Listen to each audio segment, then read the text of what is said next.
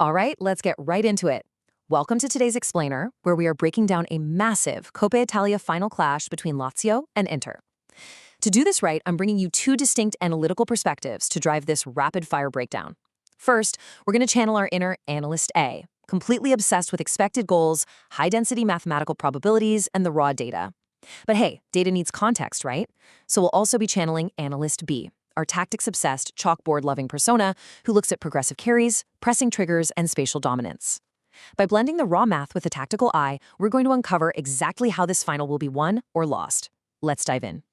Putting on my Analyst B tactical hat for a second, let's set the stage here because the drama is real. Just a few days ago, Inter absolutely dismantled Lazio 3-0. But you've got to throw that traditional script right out the window today. Why? Because there is a trophy on the line in a neutral venue pressure cooker. The psychological dynamics change completely. Inter arrives as the newly minted Serie A champions, boasting this dominant league profile. We're talking 82 goals scored to just 31 conceded. Lazio, meanwhile, brings a competitive, but kind of mixed form, having scored 39 and conceded 34. The raw tension of this immediate rematch, completely stripped of home field advantage, is literally going to stretch both teams to their absolute breaking points. Section 1. Formations and the tactical clash. Looking at these contrasting shapes, Lazio is expected to deploy a 4-3-3 compact block. They really want to protect those central areas and look for quick, progressive carries out wide. But Inter counters with a 3-5-2 formation that provides immediate structural dominance. From a purely tactical standpoint, it's a nightmare for Lazio. Inter's three center-backs naturally neutralize Lazio's front three of Noslin, Zaccagni, and Isaacson. On top of that, Inter's inverted wingbacks are perfectly positioned to attack the channels, creating a massive headache for Lazio's defensive transitions. And this right here brilliantly illustrates the core of Inter's tactical game plan, the central overload. Let's get a bit technical.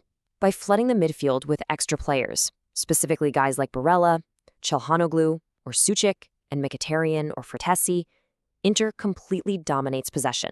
The crucial point here is that this overload is designed to absolutely suffocate Lazio's midfield pivot, Nicola Ravella. Inter uses these extra bodies to break Lazio's first and second pressing lines, allowing them to totally dictate the tempo and constantly engineer high-danger cutback situations right in the penalty area. But here is where the tactical plan hits a literal brick wall for Lazio. Look at these key absences and disruptions. First off, Matteo Cancellieri is dealing with a knock, and Mattia Zaccagni is recovering from a physical issue, though he is expected to play. But the biggest vulnerability? Manager Maurizio Sarri is suspended from the touchline. This is huge. It fundamentally breaks Lazio's ability to adjust their low block on the fly.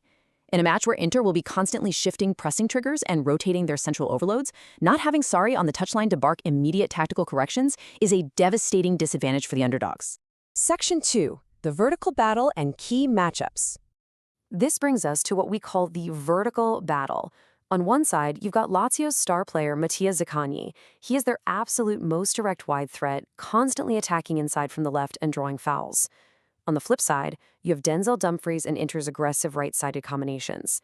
The big question is, can Zaccagni's progressive carries exploit the half spaces, those super dangerous gaps between the center and the wing, left behind Inter's advancing wingbacks? If Inter's momentum pushes them too far forward, Zaccagni's Lazio's best possible route to goal from open play to exploit that space behind Inter's right center back. Section 3.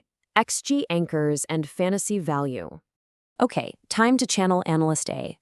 While the chalkboard outlines a tight tactical battle, the raw math paints a much starker picture. Let's look at the numbers. Using a simplified Poisson model, which is a predictive statistical tool, alongside expected goals, and adjusting for recent form, that massive league goal difference we talked about, the neutral venue pressure, and recent head-to-head dominance, well, the probabilities are striking. Inter is the heavy statistical favorite with a 54% probability of winning in 90 minutes. A draw sits at 25%, and a Lazio victory is trailing at just 21%. Inter's staggering 82 league goals and superior defensive stability make them the clear, data-driven favorite here. Lazio's pathway is just so much narrower.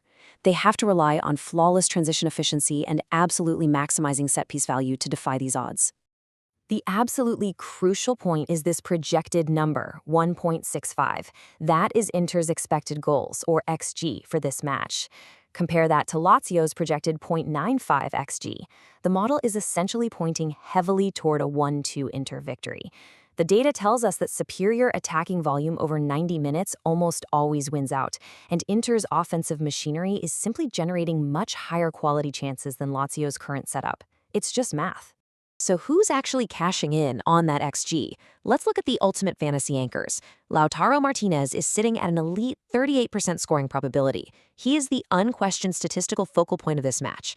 I mean, he just netted his 17th league goal against Lazio a few days ago, and he benefits massively from that wingback service. Behind him, Marcus Thuram or Anjewon Boni offer a 26% probability, feeding off the physical depth running while Lazio's busy tracking Lautaro.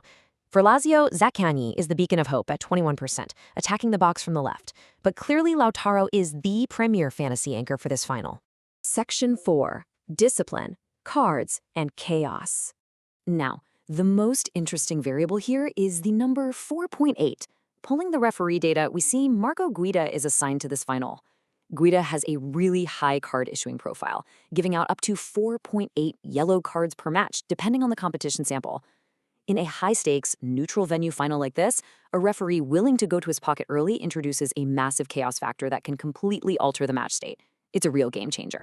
And here is exactly where the tactical eye sees how that data will play out on the pitch. Look at these players at card risk. Nicolo Rovella is at high risk because he's going to be forced into desperate tactical fouls trying to defend against Barella and Mkhitaryan's central rotations. Meanwhile, Mario Gila and Nuno Tavares are both at medium-high risk, and notably, both are just one booking away from suspension. They're going to be constantly exposed by Inter's vertical runs and Dumfries combinations. Even Inter's Nicolo Barella is at medium risk due to his aggressive duel profile.